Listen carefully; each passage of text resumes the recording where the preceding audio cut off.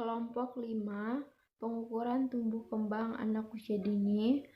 Pertumbuhan dan perkembangan merupakan dua peristiwa yang berbeda tetapi tidak bisa dipisahkan.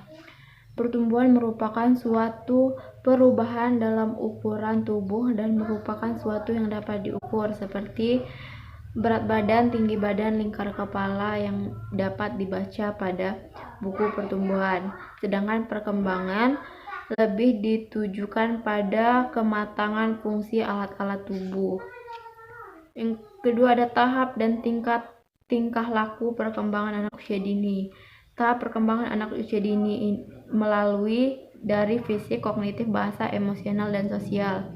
Yang pertama yaitu fisik. Perkembangan fisik anak usia dini berfokus pada pertambahan berat badan tetapi tinggi, otak, serta keterampilan motorik kasar dan halus. Ya, B. Kognitif. Pertama, tahap sensori motor usia 0-24 bulan adalah masa anak masih memiliki gerak refleks yang terbatas. Kedua, tahap praoperasional usia 2-7 tahun, anak sudah mulai dapat menerima rangsangan tapi masih terbatas. Kemudian tahap operasional konkret yaitu 7-11 tahun, anak sudah bisa berpikir logis dan sudah mengerti konsep rasional. Selanjutnya tahap operasional formal mulai dari 11 tahun, anak mulai memasuki fase remaja hingga siap untuk menghadapi realita dunia pada masa dewasa. Yang C ada bahasa. Pada masa prasekolah, perkembangan bahasa anak mulai berkembang pesat. Bahasa bisa ia dapatkan dari pengalaman dirinya ataupun lingkungannya. Yang D sosial emosional. Perkembangan anak usia dini sebetulnya telah dimulai sejak bayi dilahirkan. Misalnya secara emosional bayi mulai menghentakkan kaki ketika merasa senang, melempar barang ketika marah, dan sebagainya.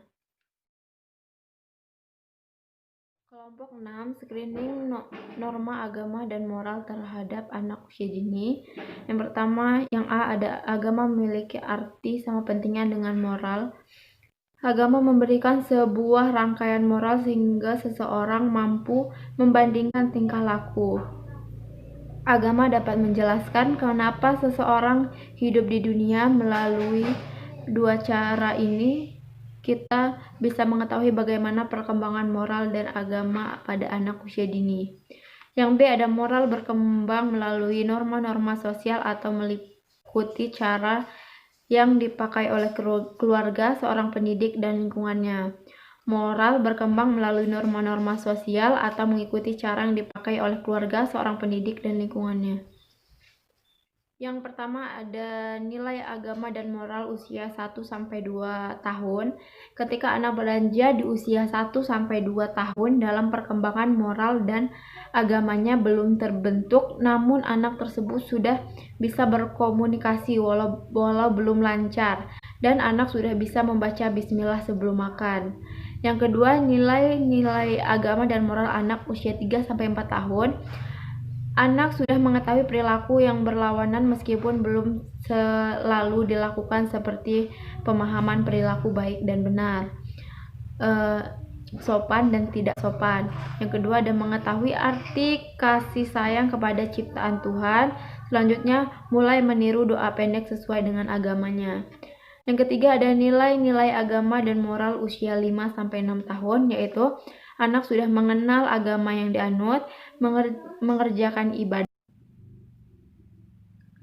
berperilaku jujur, penolong, sopan, hormat, sportif, dan sebagainya, mengetahui hari besar agama, menjaga kebersihan diri dan lingkungan, menghormati atau toleransi agama-agama lain. Kelompok 7, tes screening kehamilan. Tes screening prenatal ialah serangkaian prosedur yang dilakukan oleh ibu hamil untuk mengetahui apakah bayi yang dikandung berpotensi lahir dengan kelainan bawaan atau tidak. Yang tes ini juga berguna untuk mengetahui kondisi kesehatan ibu hamil dan menentukan apakah ibu hamil memiliki resiko untuk melahirkan secara prematur, sehingga membantu dokter untuk melakukan berbagai langkah preventif. Screening trimester pertama, yaitu USG atau ultrasonografi. Pemeriksaan USG di awal masa kehamilan biasanya dilakukan untuk menentukan umur kehamilan itu sendiri. Selain itu, USG juga berfungsi melihat kondisi fisik calon bayi secara keseluruhan, yakni kondisi tulang maupun kelengkapan organ lainnya. Yang kedua ada pengambilan sampel darah. Pengambilan sampel darah dilakukan sebagai bagian dari pemeriksaan rutin kehamilan, yakni mengetahui golongan darah ibu, kadar gula dalam darah, dan mengetahui apakah ibu mengidap diabetes, kadar zat besi untuk menentukan apakah ibu anemia, maupun jenis resus, terutama jika suami dan istri memiliki RH yang berbeda. 3. Tes urin. Pengambilan sampel urin bisa dilakukan untuk mengetahui adanya kelainan di ginjal yang ditandai dengan positifnya bakteri di dalam sampel urin tersebut. 4. Pap smear. Pemeriksaan pap smear diperlukan jika ibu hamil belum pernah atau sudah lama tidak melakukan pemeriksaan ini. Pap smear dilakukan dengan mengambil sampel lendir atau cairan dari vagina untuk dicek apakah ibu hamil mengidap kanker serviks atau penyakit menular yang ditularkan lewat hubungan seks seperti gonore atau chlamydia. Yang kelima ada chorionic villus sampling atau CVS. CVS adalah tes yang dilakukan pada masa awal kehamilan untuk memeriksa bila terjadi masalah-masalah tertentu pada janin. Atas pertimbangan resiko tersebut, dokter biasanya baru menganjurkan screening CVS jika ibu hamil memenuhi kriteria sebagai berikut. Yang pertama, ibu hamil terindikasi lewat USG 2D mengandung janin yang berisiko mengalami kelainan bawaan. Yang kedua, ibu pernah melahirkan anak dengan kelainan bawaan. Yang ketiga, ibu hamil berusia 35 tahun ke atas. Yang keempat, ada ibu dan ayah memiliki kelainan bawaan lahir atau memiliki riwayat keturunan dengan kelainan bawaan lahir. Selanjutnya, screening trimester kedua. Yang pertama yang dilakukan yaitu tes darah. Tes darah dilakukan untuk mengetahui ada atau tidaknya potensi kelainan bawaan pada bayi seperti Down syndrome dan kelainan pada tabung saraf neotub seperti spina bifida atau pembentukan saraf tulang belakang yang tidak sempurna, dan anencefali, pembagian otak dan tulang tengkorak pada bayi yang terbentuk. Yang kedua yaitu USG atau ultrasonografi. Ketika ibu hamil sudah memasuki trimester kedua, ibu juga bisa melanjutkan rutinitas pemeriksaan USG 2D untuk menentukan hari perkiraan lahir.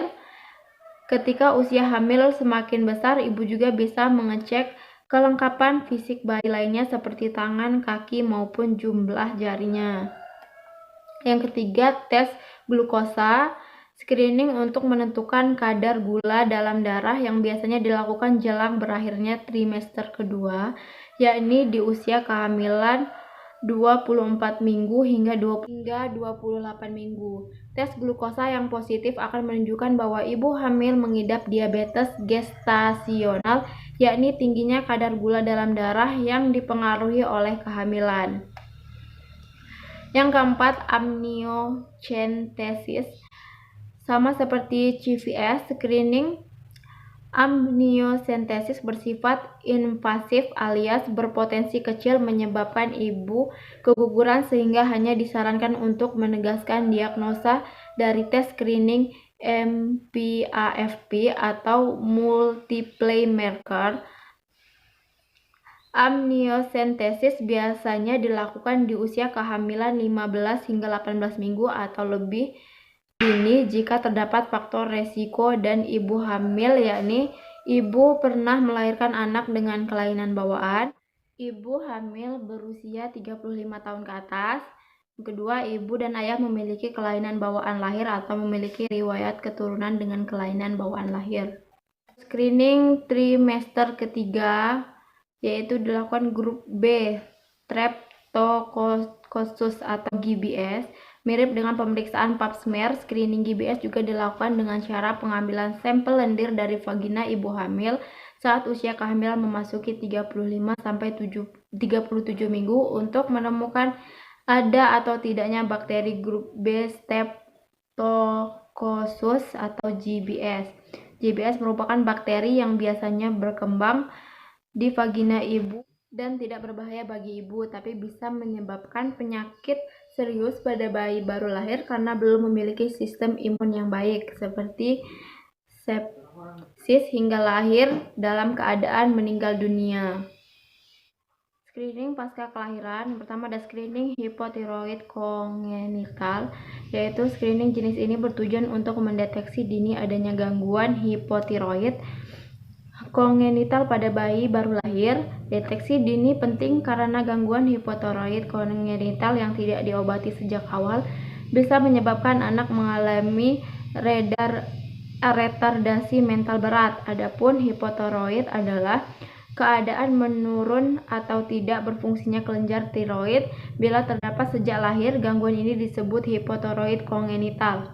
Kekurangan hormon pada bayi baru lahir bisa menghambat tumbuh kembang anak, sebab tiroid berfungsi mengatur metabolisme tubuh, kerja jantung, perkembangan susunan saraf, dan produksi panas tubuh. Yang kedua ada screening pendengaran bayi baru lahir. Di beberapa rumah sakit, screening pendengaran bayi baru lahir sudah rutin dilakukan, sebab seringkali gangguan pendengaran pada bayi akan sulit diketahui sejak awal. Selain itu, adanya periode krisis perkembangan pendengaran dan berbicara yang dimulai pada usia 6 bulan pertama kehidupan dan berlanjut sampai usia 2 tahun. Bayi dengan gangguan pendengaran bawaan juga bisa punya kemampuan bicara secara normal apabila diintervensi sejak sebelum usia 6 bulan. Sebenarnya terdapat sejumlah faktor resiko yang dapat diidentifikasi karena berpotensi memicu gangguan pendengaran pada bayi baru lahir. Faktor-faktor itu ialah: yang ketiga, screening penglihatan kepada bayi prematur. Bayi prematur sering mengalami kondisi retinopati atau prematuri atau ROP. Kondisi ini ialah salah satu penyebab kebutaan bayi di dunia, termasuk Indonesia. Oleh sebab itu, perlu dilakukan screening pada bayi prematur untuk mendeteksi dini kondisi ROP. Tujuannya adalah agar terapi terhadap bayi dan kondisi ROP bisa dilakukan sejak dini guna mencegah terjadinya kebutaan. Screening ROP bisa dilakukan terhadap bayi dengan berat kurang 1,500 gram dan lahir ketika usia kehamilan baru sekitar 34 minggu. Screening juga perlu dilakukan terhadap bayi resiko tinggi. Misalnya, bayi yang mendapat fraksi oksigen tinggi, transfusi berulang, kelainan jantung bawaan, infeksi atau sepsis, gangguan napas, asfiksia, gangguan pertumbuhan janin di rahim, dan pendarahan otak atau IVH. Baiklah, sekian pemaparan materi dari saya. Semoga bermanfaat. Wassalamualaikum warahmatullahi wabarakatuh.